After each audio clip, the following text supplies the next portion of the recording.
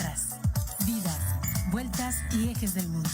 Es una ojeada plural al mundo y también un espacio en el que el auditorio y los conductores pueden reconocer varios ángulos de análisis. Muy buenos días, auditorio de Radio Universidad que nos sigue en el 89.5 de FM. También saludos al público de TV UAC que nos sigue por el canal 24.1. También a los que nos siguen por internet en radio.uac.mx, tv.uac.mx en este 1 de enero de 2025. Estamos en una emisión más de Tetras, como todos los miércoles a las 9 de la mañana. Su servidor Ángel Valderas Puga y la maestra Rocío Méndez. El teléfono en cabina es el 192-1200, extensión 37120. Repito, 192-1200, extensión 37120, lógicamente precedido del 442. El 442 también 192-1293, 442-192-1293, celular solo para mensajes de texto 442-249-8788. Este programa es grabado, no es un programa en vivo, lo estamos grabando el 4 de diciembre, es decir, hace casi un mes, y para transmitirlo ese 1 de enero de 2025. Es decir, es la primera emisión, Rocío, de Tetras para 2025. Vamos ya para 16 años de Tetras, que comenzó a transmitirse por Radio UAC en el lejano 2009. Y bueno, nuestro espacio en Facebook es Tetras Radio UAC. Agradecemos a nuestro productor Emanuel Villagrán. Este programa se retransmite los sábados a las 5 de la tarde. Bueno, pues felices fiestas, Rocío. Espero que te la hayas pasado bien con tu familia, Navidad y, bueno, hoy, Año Nuevo, lógicamente estamos con la familia, ¿no? Así es. Aprovechando que el programa es grabado.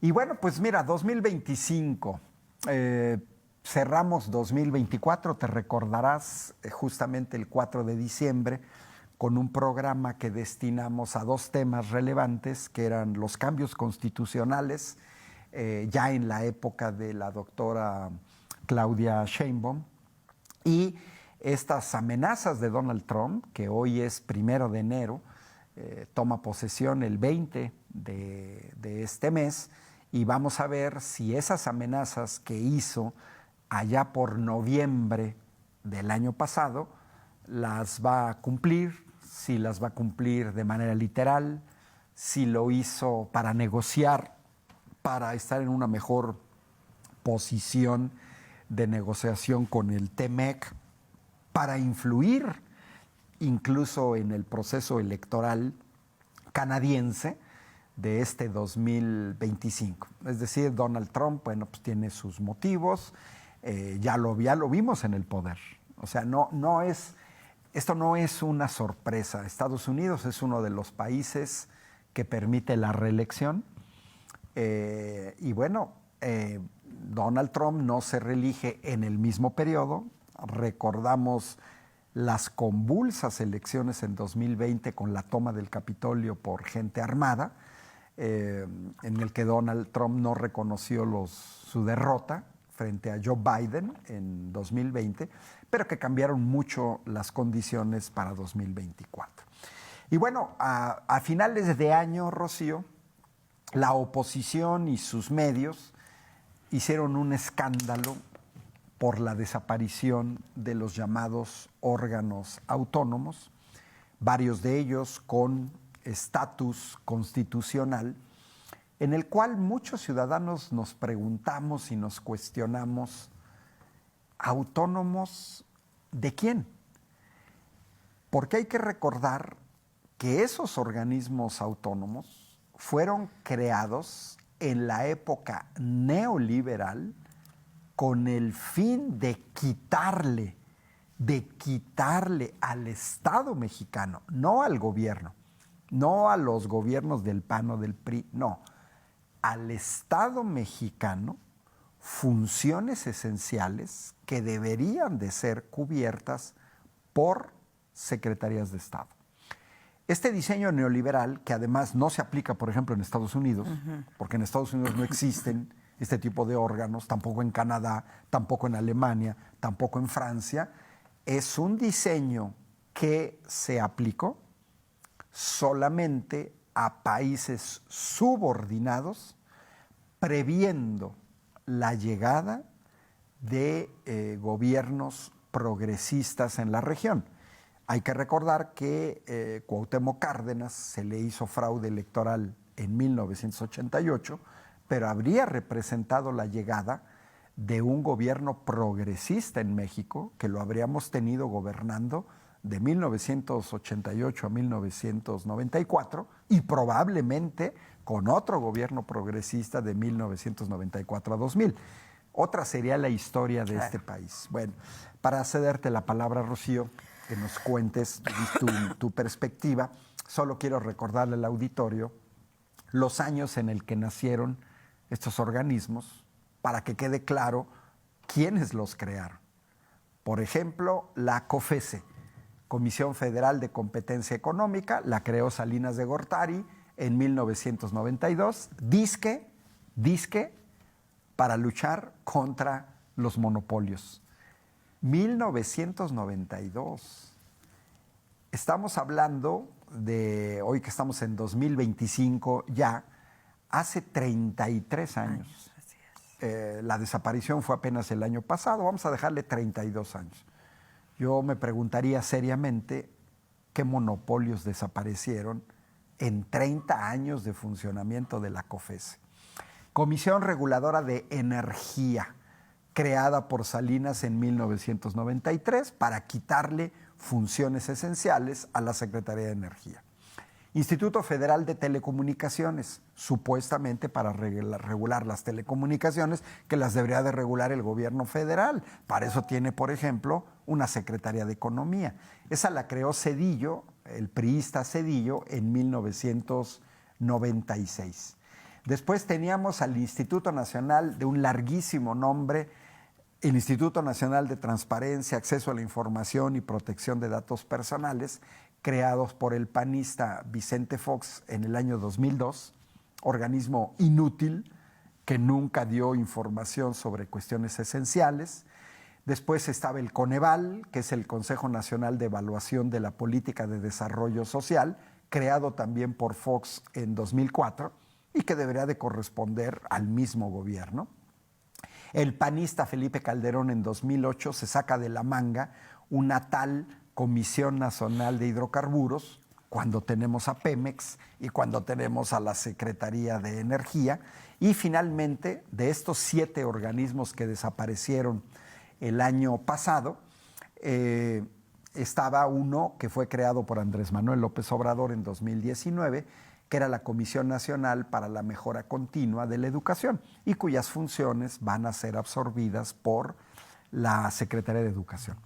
Ese Mejor Edu, esa comisión, se creó en 2019 cuando se echa para abajo la reforma laboral disfrazada de educativa que se aplicaba a maestros y maestros desde nivel preescolar hasta bachillerato.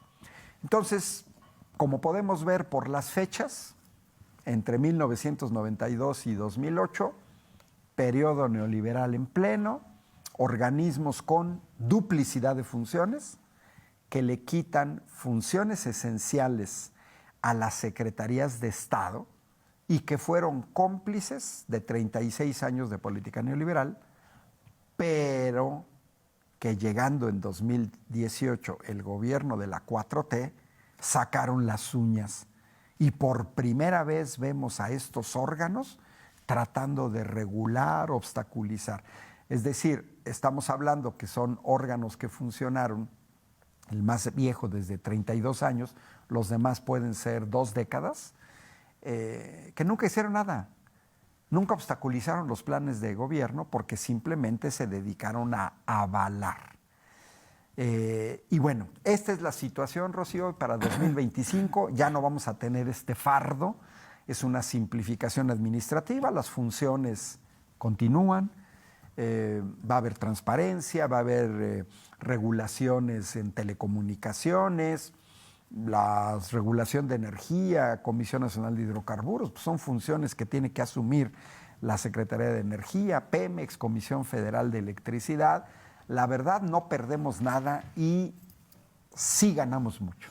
¿Cómo la ves, Rocío? Sí, yo quiero comentar que no, lo más importante de la desaparición de estos órganos autónomos, entre comillas, no es la recuperación financiera que se hace del recurso que se pierde, porque yo así lo considero, que se estuvo perdiendo todas esas décadas al estarlo invirtiendo en el funcionamiento y en la existencia de estos órganos. Lo más importante es desecharlos, porque estos órganos fueron creados para fortalecer el proyecto neoliberal de los gobiernos de oposición previos. Y se manifestaron abiertamente justamente cuando hubo un cambio de proyecto de nación, a partir del 2018, porque su función pues era apuntalar, servir como cimientos, justamente como tú lo señalabas, para cuando llegara un gobierno con una perspectiva distinta, entonces empezar a bloquear en todos los sentidos.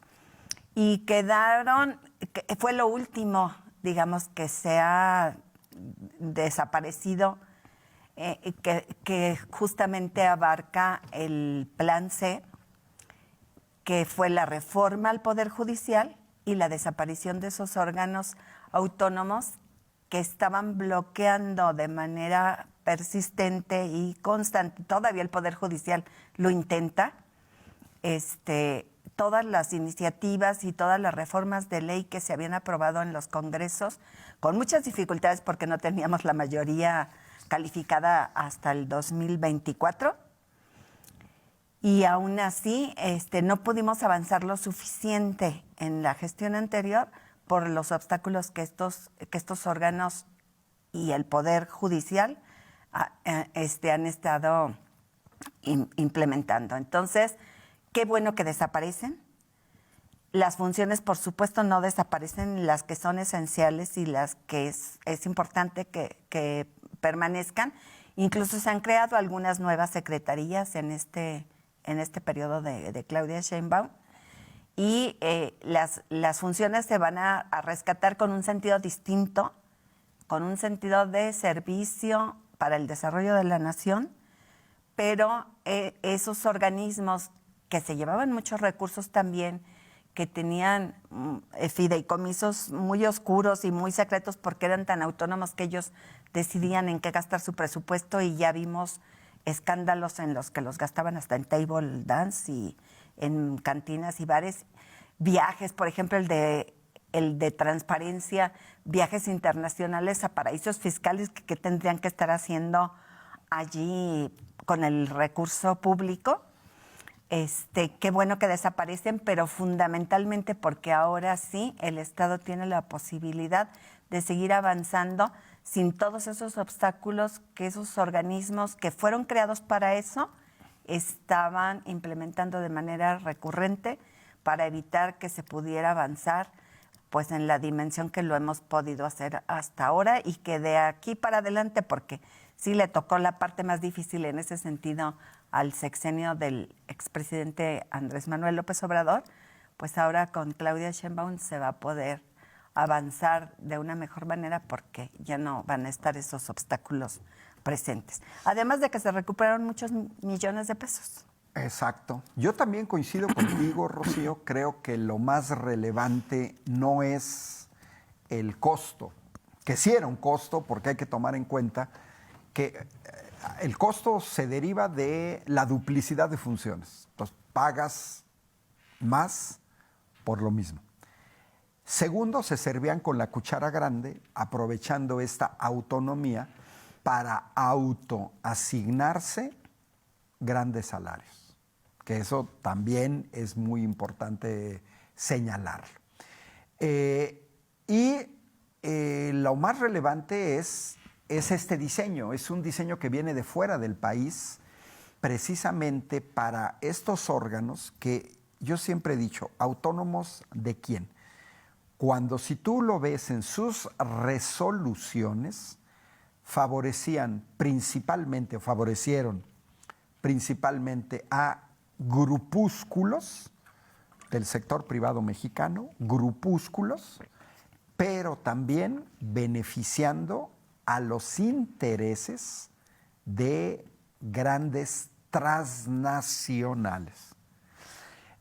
Y mira, por ejemplo, esto estaba revisando argumentos. Por ejemplo, vamos a tomar uno de estos órganos, la CRE, Comisión Reguladora de Energía. Podemos tomar también el INAI, que es interesante, ¿no? Los argumentos que yo vi de por qué no desaparecer la CRE, la verdad son risibles y ridículos. Señalo 4. Mira, la CRE funciona mejor que la dependencia de gobierno en materia de integridad y transparencia. Eso es un dogma. O sea, la CRE en transparencia, te aseguro que la inmensa mayoría del pueblo de México no sabemos ni siquiera quiénes integran a la CRE. ¿Cuál es su currículum vitae? ¿Cómo llegaron ahí? ¿Cuándo llegaron ahí? ¿Cuánto ganan? Pero fíjate, es dogmas, porque es un dogma señalar que un ente va a mejorar, funciona mejor que las dependencias de gobierno. Claro. Pues a lo mejor en gobiernos del PRI y del PAN, pero ya cambió en 2018. Otro elemento, la eliminación de la CRE, porque esto me encanta, son 3 argumentos en donde aparece siempre la palabra podría. Y en la discusión de la desaparición de los órganos autónomos, permanentemente aparece esto, podría. Fíjate, la eliminación de la CRE podría provocar una pérdida de competitividad energética. Podría. Digo, por favor, competitividad energética ¿entre quién? A final de cuentas es el interés nacional. Es como Emmanuel Macron cuando nacionaliza Electricité de France, a pesar de que el Estado francés ya controlaba el 85% de Electricité de France, Emmanuel Macron dice, no es suficiente con controlar el 85%.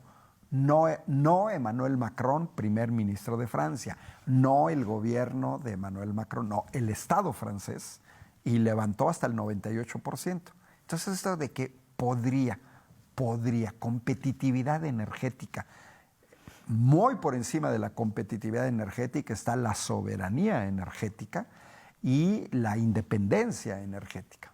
Otro argumento, la eliminación de la CRE podría, otra vez, dificultar la inversión privada en energía. Podría. Bueno, si los privados quieren invertir y están las reglas, pues que inviertan. Yo no conozco a ninguna grande empresa mexicana generando energía, a pesar desde que 1992, violando el artículo 27 constitucional de manera flagrante, utilizando una ley secundaria, el gobierno de Carlos Salinas de Gortari, en complicidad con la Suprema Corte de Justicia de la Nación, permitía que privados generaran energía eléctrica. Y entonces cuando dicen, ay, es que podría dificultar la inversión privada, pues ¿dónde están los inversores privados mexicanos? Porque las que se llevaban la rebanada del pastel, Iberdrola española, hasta la venta de plantas al gobierno de México, pero pues ahí estaba Mitsubishi, japonesa, Enel, italiana, que antes era el monopolio que existía en Italia, Naturgy, española, Sempra, norteamericana, etc. Por último, otro argumento, patito, la eliminación de la CRE podría provocar un poder para un solo lado, en el que la política energética, fíjate nada más qué risa, en el que la política energética la haga solo el gobierno. Ah, caray, Pues la política monetaria, de salud, de economía, de programas sociales, energética, en Alemania, en Estados Unidos, en Canadá, en México, en Brasil, las hace los gobiernos. Y los gobiernos, a diferencia de estos organismos autónomos, son elegidos de manera democrática por la gente. Y la gente decide la orientación de un gobierno. Entonces, estos argumentos en defensa de la CRE en realidad exhiben lo que realmente la derecha en México sabe, pero no se atreven a decir. Este último argumento nos muestra qué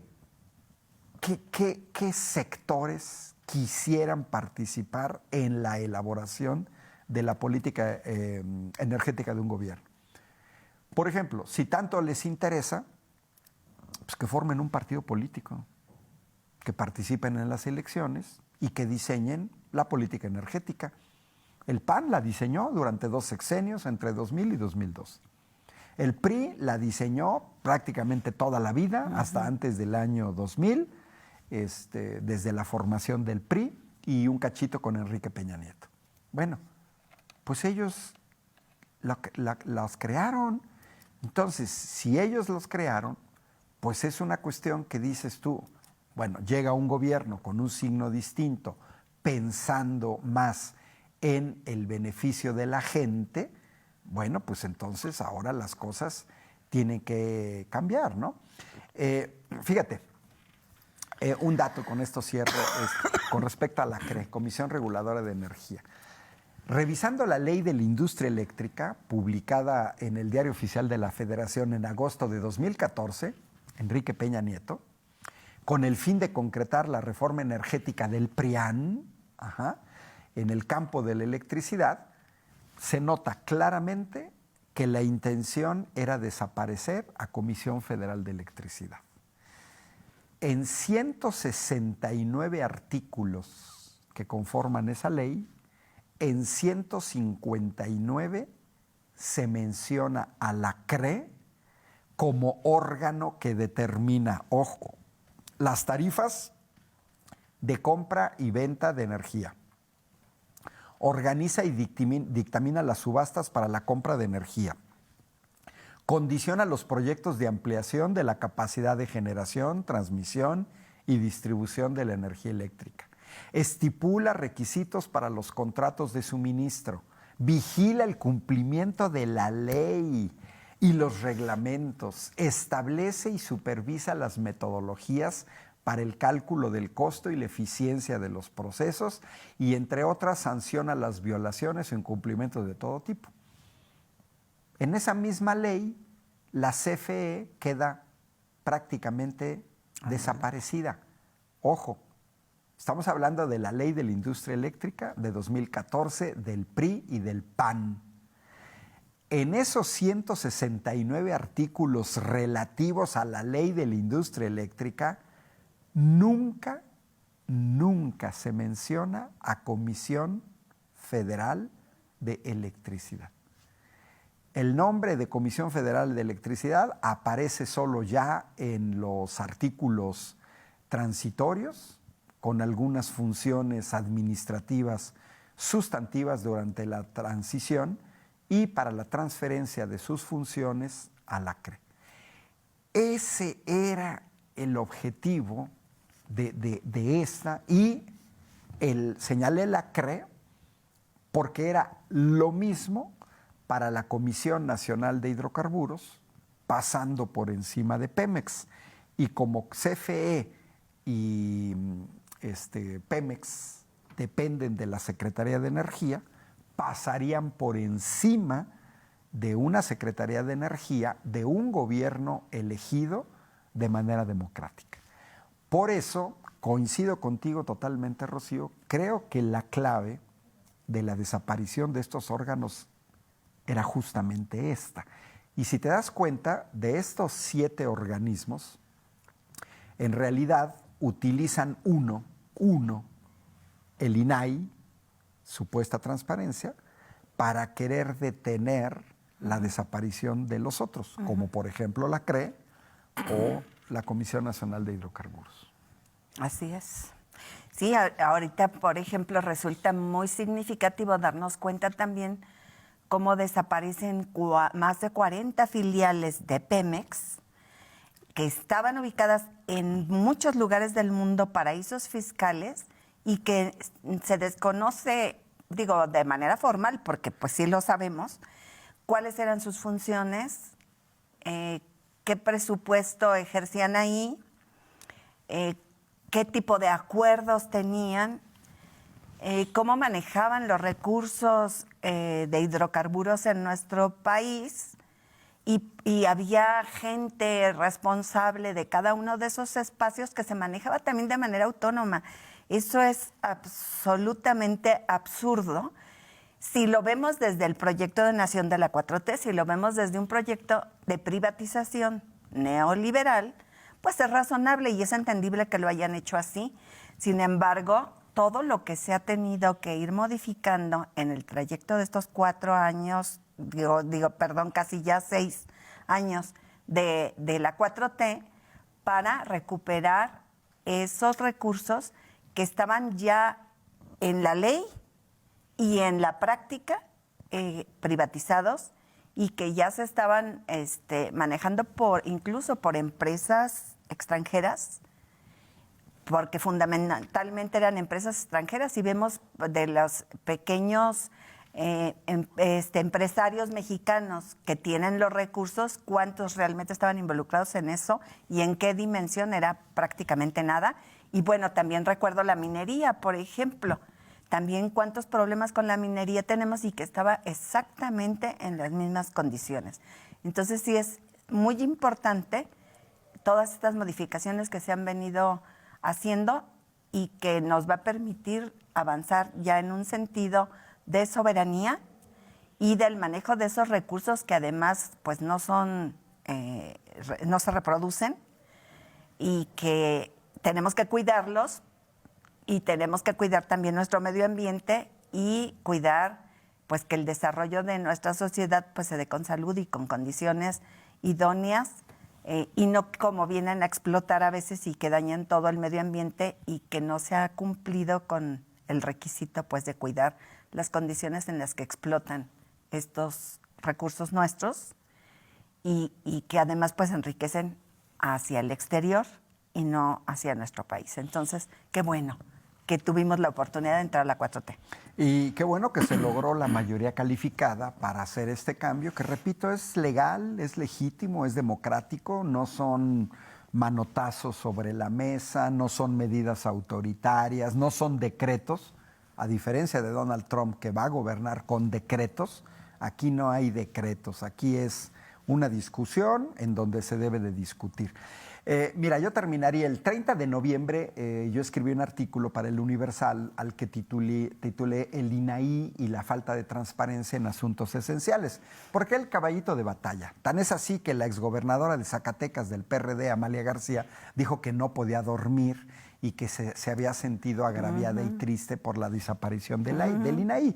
Yo simplemente digo, transparencia. Para mí hay 3 asuntos esenciales que el INAI nunca nos dio información de nada. 1, la deuda del Fobaproa, que era una deuda privada que se convirtió en pública, una deuda de 500,000 millones de pesos, de la cual ya hemos pagado 1.3 billones y todavía tenemos que pagar 1 billón más. Esa es una deuda que se disparó 5 veces privada.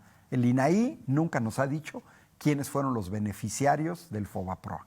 2, el INAI nunca nos dijo en qué se gastaron los de ingresos petroleros solo en los sexenios de Fox, Calderón y Enrique Peña Nieto, casi 7 billones de pesos de ingresos petroleros. ¿En qué se los gastaron?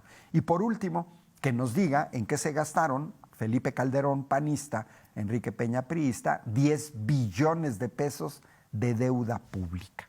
La verdad, cuando se dice de transparencia y vas a dar una serie de minucias y cobras un dineral, es verdaderamente absurdo.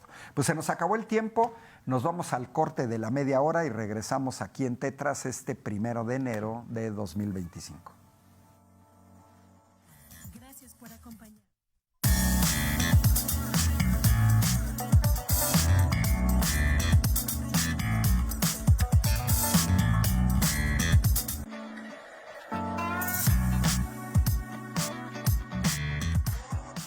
Pues regresamos aquí en Tetras este 1 de enero de 2025, la maestra Rocío Méndez y su servidor, el maestro Ángel Valderas Puga.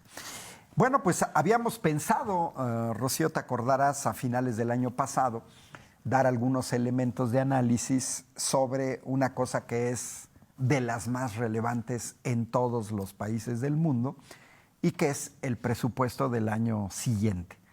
En todos los países del mundo, alrededor de finales de año, algunos empiezan en septiembre, otros en octubre, a más tardar en noviembre, se tiene que presentar un presupuesto que por lo general es un presupuesto que tiene que pasar por el aval de los congresos.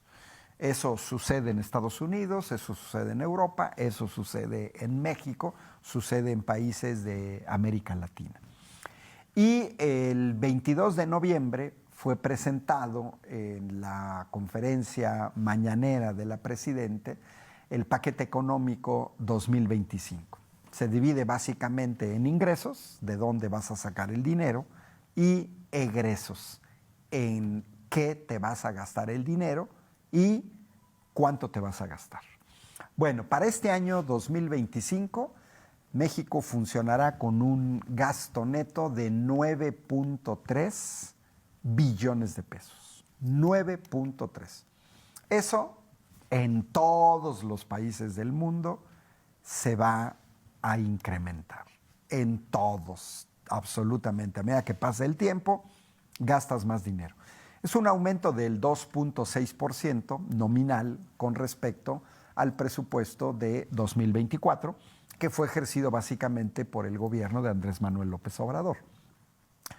De eso se divide en dos grandes rubros. El gasto programable, que es el que interesa para la realización de actividades sustantivas.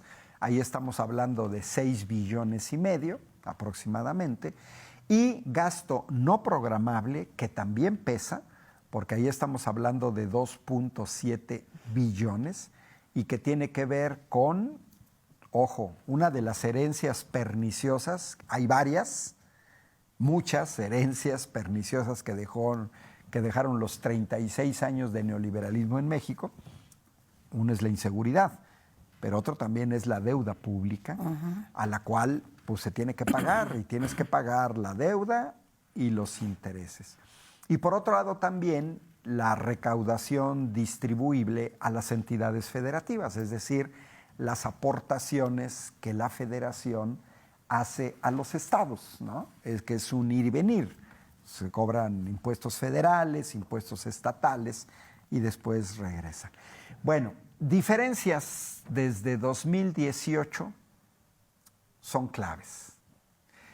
Desde el primer presupuesto que le tocó a Andrés Manuel López Obrador, porque hay que tomar en cuenta que Andrés Manuel entra en 2019 con un presupuesto no elaborado por la 4T. Ahí el problema era la fecha de la toma de posesión. Andrés Manuel tomó posesión el 1 de diciembre de 2018 con un presupuesto ya elaborado por el gobierno de Enrique Peña Nieto. De que tuvo que haber algunas pláticas, algunos acuerdos, sí, pero a quien le correspondía el presupuesto elaborarlo fue Enrique Peña Nieto. ¿Cuál es la diferencia ahora que Claudia Sheinbaum toma posesión el 1 de octubre? Pareciera poco, 2 meses antes. Esos 2 meses antes hacen la diferencia. Claro. Porque ahora, a diferencia de Andrés Manuel López Obrador, Claudia Sheinbaum decide ya con su equipo el presupuesto para su primer año de gobierno, que su primer año de gobierno va a ser este, ¿no? Y se mantiene la línea de la 4T. El presupuesto y los números nos señalan bienestar social con equidad. Ahí están los programas sociales, lo que decía Andrés Manuel y que repite mucho, por cierto, Claudia Sheinbaum, por el bien de todos, primero los pobres.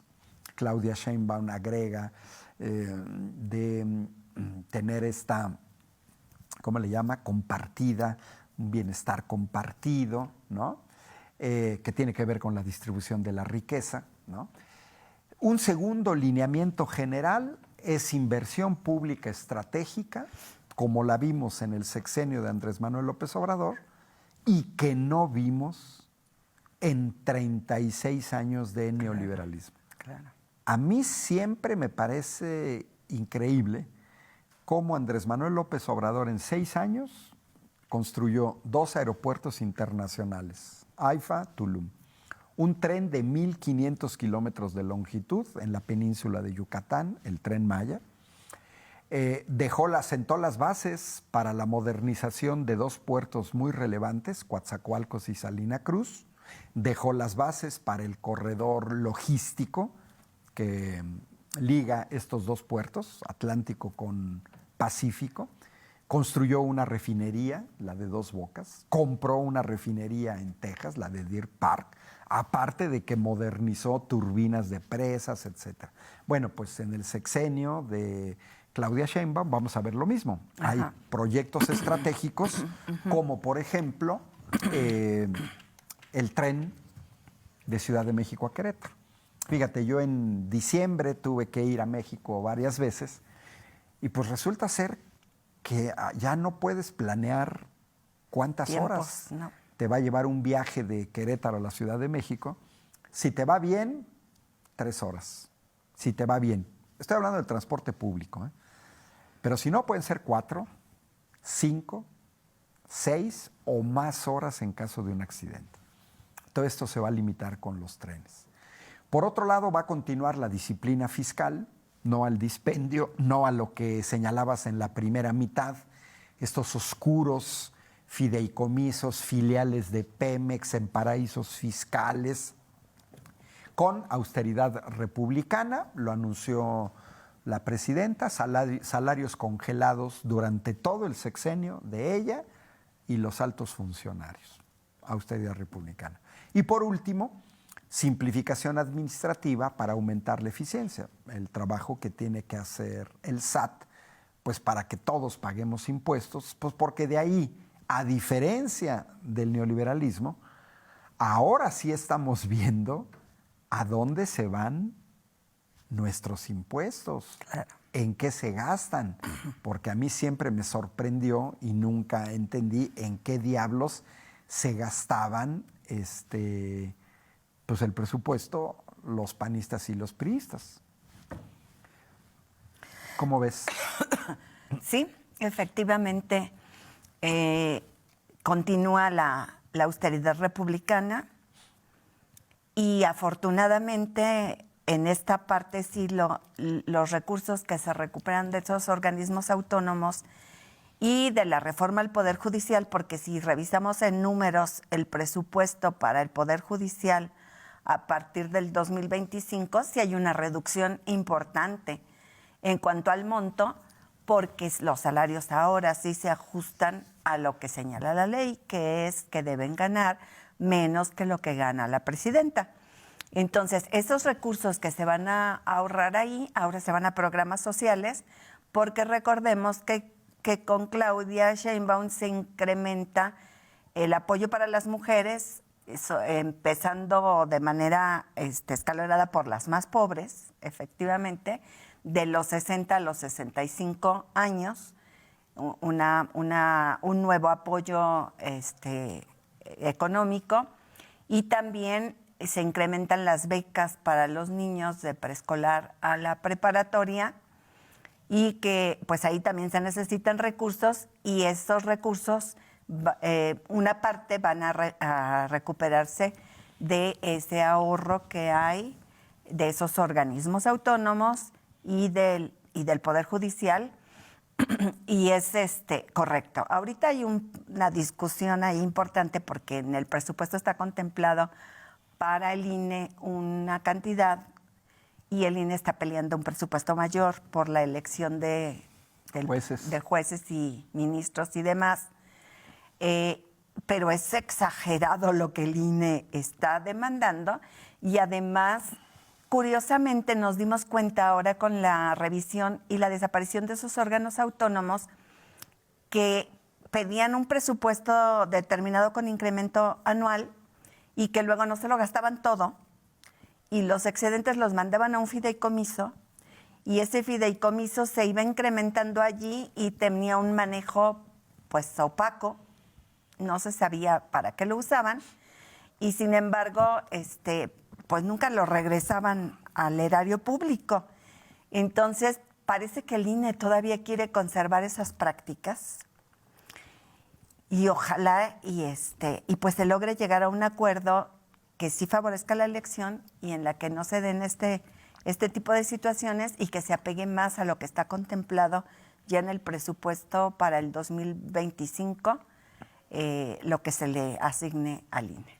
Pues te acordarás que en la época neoliberal una práctica era que grandes empresarios no pagaban impuestos. Yo me quedé con la cifra de 2011 de Felipe Calderón, cuando ya la evasión fiscal andaba del orden de 250,000 millones de pesos anuales, a cada año, 2011. Y luego siguió todo el sexenio de Enrique Peña Nieto, ¿no? Mira, en los presupuestos en México no estamos acostumbrados a discutir de presupuestos. No se hace un análisis, se deja todo a la Cámara de Diputados. A diferencia de otros países donde la discusión es pública sobre a dónde vas a orientar. ¿Por qué? Porque tú debes de traducir en hechos cuál es tu orientación en el gasto. Y en el caso de este primer presupuesto de la doctora Claudia Sheinbaum, se ve claramente cuál es el rubro. Les recuerdo la cifra que señalé antes. Gasto programable es lo que vas a gastar directamente como gobierno federal. Estamos hablando de 6,5 billones. Bueno, el mayor rubro de estos 6,5 billones, ojo, es salud. Más allá de que la oposición dice que si el presupuesto que del Seguro Social, de salubridad, a ver, no, toda la globalidad del Seguro Social, del ISSSTE, de la Secretaría de Salud, del IMSS Bienestar, todo eso se va a llevar 2.2 billones. ¿Qué quiere decir? Que de todo este gasto, una tercera parte se va a salud. Es la prioridad número 1, salud. Segunda prioridad, los programas sociales, que se llevan 1 billón.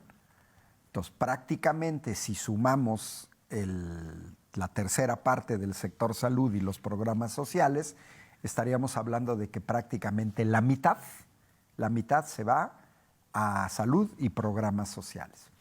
Proyectos de inversión, 1 billón.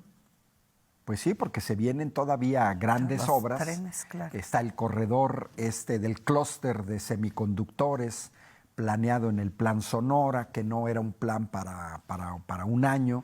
Está transformar el tren de carga, también agregar el tren de carga al Tren Maya. Están las líneas ferroviarias que van desde México hasta Nogales, en Sonora, y desde México hasta Nuevo Laredo, Tamaulipas. Está terminar el corredor logístico y ampliaciones del tren hacia Tapachula, en Chiapas. O sea, todavía hay muchos proyectos de inversión, por supuesto también en el sector energético. Educación se lleva más de 700,000 millones de pesos, seguridad 300,000 millones y apoyos al campo 100,000 millones. Digamos que el núcleo fuerte está ahí. Salud, programas sociales, proyectos de inversión, educación, por más que digan que no, que educación, no, eso no es cierto. Mira, yo quiero ver nada más de los proyectos de inversión, también, si desglosamos que para estos proyectos de inversión va 1 billón, la mitad, prácticamente la mitad va en 2 grandes rubros. Uno, infraestructura y desarrollo, en Comisión Federal de Electricidad y Pemex, que es la médula espinal de cualquier país, es su sector energético. A eso se van a destinar 273,000 millones de pesos, muy bien destinados. Y otros 276,000, prácticamente lo mismo, va a ser la inversión en entidades federativas. Este año, recordarás, lo anunció la presidenta, inician los trabajos para la construcción de 2 trenes, el AIFA Pachuca y el Querétaro Ciudad de México. Para eso se van a destinar este año 157 mil millones de pesos. Esos son los 3 grandes rubros de inversión, pero también van 20 mil millones a carreteras y caminos, 20 mil millones a infraestructura hídrica, 32 mil millones a infraestructura en sector salud, que van aparte de lo destinado a sector salud, 14 mil a fortalecimiento de seguridad, que son adicionales a lo de seguridad, y 18 mil millones para provisión de desastres naturales, más allá de otro escándalo que hicieron, que fue con la desaparición del Fonden. Entonces, esto muestra claramente, a diferencia de los gobiernos neoliberales, que la mayor parte del gasto va a programas sociales que benefician a toda la población, porque los programas sociales son constitucionales, no están sujetos a un determinado ingreso. Y bueno, dentro de esos programas, pues tenemos las pensiones a adultos mayores, las becas estudiantes, Sembrando Vida, fertilizantes, precios de garantía, pesca, este interesantísimo programa de vivienda social para jóvenes parejas. Entonces, tenemos un presupuesto orientado hacia el gasto social, igualito que los 5 presupuestos que le tocó hacer a Andrés Manuel López Obrador. Y este presupuesto es un presupuesto que lógicamente tiene que pasar por la Cámara de Diputados, porque tiene que llevar el aval del Congreso, ahí se van a dar las discusiones, ahí se da la discusión con respecto al año anterior, en qué rubro se aumentó, en qué rubro se bajó, cuánto se aumentó, cuánto se bajó, dónde van a estar tus ingresos tributarios, tus ingresos presupuestarios, cuánto piensas que va a valer el barril de petróleo, ¿no? ¿Cómo vas a financiar este gasto? Y también está presente el proyecto económico, obviamente, porque ahí se está visualizando de dónde va a surgir el ingreso para la población. Y, por ejemplo, los proyectos prioritarios son esenciales porque generan empleo. Porque al generar empleo, pues la gente tiene ingresos y mejora la condición de vida, al igual que con los programas sociales que también generan un ingreso, como siempre decía AMLO, al contrario de como ocurría antes, que decían que dejando el dinero arriba goteaba para la población, y acá es de abajo para arriba, generar ese recurso, porque quienes reciben los programas sociales lo gastan en cuestiones prioritarias de la vida cotidiana, y eso mueve la economía de manera general. También está el presente, por ejemplo, la preocupación que sí se señala del cuidado del agua, que ya hay proyectos hídricos específicos para eso, tanto de saneamiento de ríos como del cuidado y recuperación de las cuencas. Y bueno, vemos pues un presupuesto que sí está enfocado hacia el desarrollo social, hacia la mejora de las condiciones de vida de la población mexicana y hacia la reducción de la pobreza. Exacto. Y bueno, también hay que tomar en cuenta que tenemos que estar pagando una deuda que yo siempre me voy a preguntar, y que todavía le voy a pedir a priistas y panistas que nos digan en qué se gastaron el dinero. Porque a diferencia de lo que vimos en el sexenio pasado, pues observamos que hubo grandes obras de infraestructura, deudas. En donde uno dice más hospitales, más medicinas, programas sociales, etcétera, ¿no? México más o menos, la deuda representa más del 50% del Producto Interno Bruto, que si vemos, comparado con la deuda en Estados Unidos, la deuda en Estados Unidos es del 123%. Es decir, estamos hablando de más del doble como porcentaje del PIB. El problema con las deudas es que sea manejable, ¿no? Y lógicamente, pues hay que tomar en cuenta que en el primer año del gobierno de Andrés Manuel López Obrador se tuvieron que destinar 750,000 millones de pesos para el pago solo de intereses de la deuda externa. Solo intereses de la deuda externa. Y en los siguientes sexenios se fueron destinando 500,000 millones. Solo de intereses para el pago de esta deuda, que se quedó alrededor de 11 billones de pesos y que creció básicamente en 2 sexenios, con Felipe Calderón y con Enrique Peña Nieto, sin que ninguno de los dos construyeran grandes obras de infraestructura. Bueno, pues Rocío, se nos acabó el tiempo. Muchas felicidades, ojalá con la familia, este 1 de enero de 2025. Aquí los esperamos el próximo 8 de enero con Sergio Becerril y Gonzalo Guajardo en una emisión más de Tetras, como todos los miércoles a las 9 de la mañana. Un año exitoso, de salud y con muchos proyectos. Y hay que estar atentos a la esfera pública para esta situación. Nos vemos la próxima semana. Los saluda Ángel Valderas y Rocío Méndez. Hasta la próxima. Hasta la próxima. Esto fue Tetras, vidas, vueltas y ejes del mundo. Programa que se asoma a la vida humana en sus diferentes expresiones, queretana, nacional o mundial. Una producción de TV UAC y XHUAQ Radio Universidad.